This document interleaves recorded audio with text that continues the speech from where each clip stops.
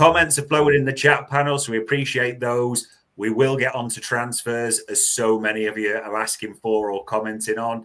Now, we talked on Thursday because we had the Kirkhead announcement, and then all of a sudden on Friday, it came out of nowhere. It almost was a surprise, but it wasn't. Liverpool announced Freddie Woodman on a free transfer, set to leave Preston and come to us. I mean, it came from nowhere, but this does actually seem a smart signing, doesn't it, when you look at it? Yeah, not one I sort of saw coming, this one, because I mean, Joycey put it out, didn't he? Got the story, as he so often does, and then an hour later it was actually confirmed. So yeah, that was an interesting one. But I guess yeah, it is a smart one. I mean, there was a lot of kind of gnashing of teeth about the idea that for so long Liverpool had Adrian as the third choice goalkeeper, and he was taking up a homegrown spot. I mean, the reality is Liverpool weren't really tight for homegrown spots, and if they had been, they would have just moved him on. If they needed to open up a spot, they would have just done that. So it wasn't really a problem. But that said, it does probably make the most sense to just to have a homegrown player as your third choice, really, in terms of maximising what you can have in the squad, really. So I think this is a smart move, and you know, he's experienced. He's 28 years old. He is homegrown. He's played. You know, he's playing at the Championship for the last 3 years as well. So, and playing every week. So maybe a little bit of a surprise that he's accepted this, because he's not going to play much at Liverpool. But of course, it is Liverpool, and how often do you get that opportunity? And he's obviously weighed it up and thought this was the right move for him. And so, yeah, hopefully it'll work out for everybody. I mean, I know because you did a video on YouTube around the homegrown spots as well. And it's when you mentioned that the surprise that, as you say, 28, played 38 games or started 38 times for Preston, has been a regular, been their player of the season before. Normally clubs, I mean, you look at rivals, is it Scott Carson for City, Tom Heaton for United as well.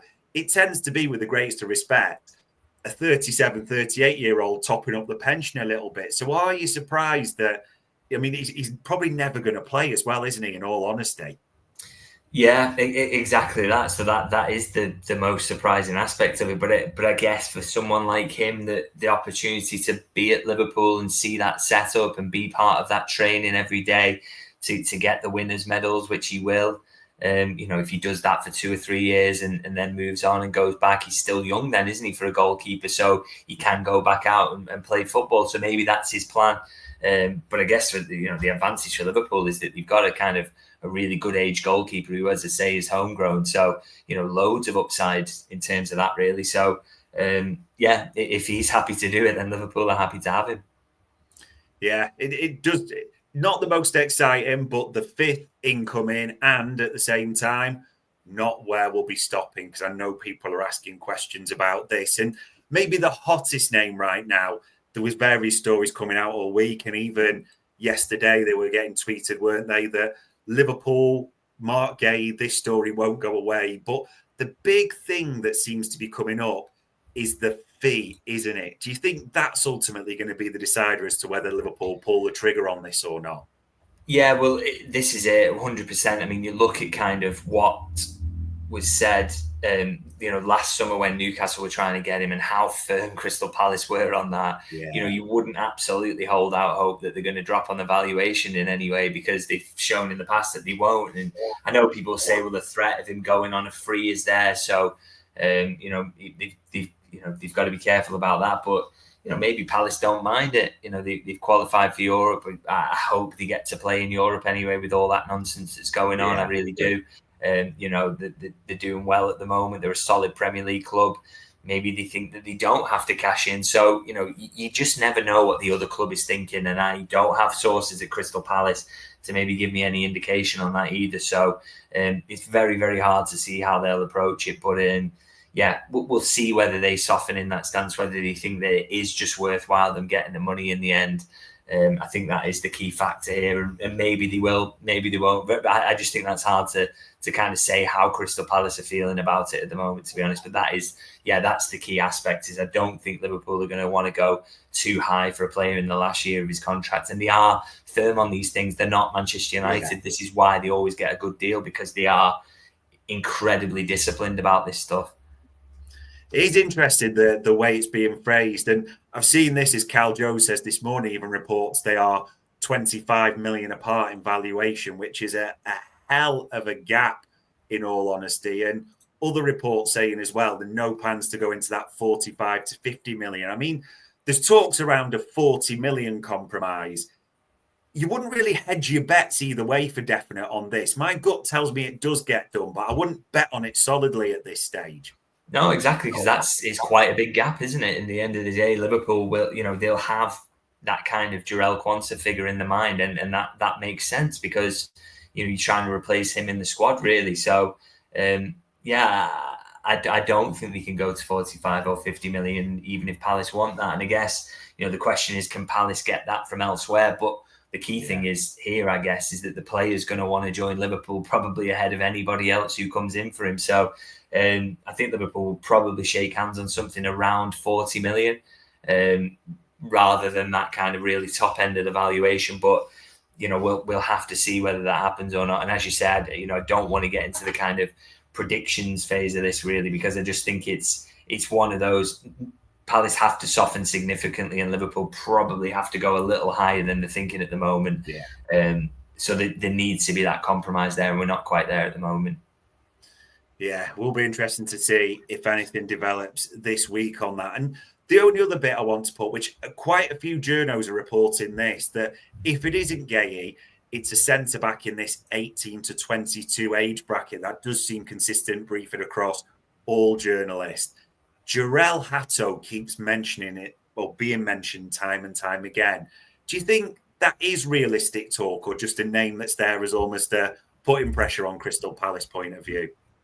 No, I think it's legitimate. I mean, his name's been bandied around as a potential target for a while. So I do think that is something that they're looking at. I think they're looking in that, that type of centre half has been on. We've talked about this so many times that is something that they're looking at. I mean, Diamande's one, Koulirakis is another.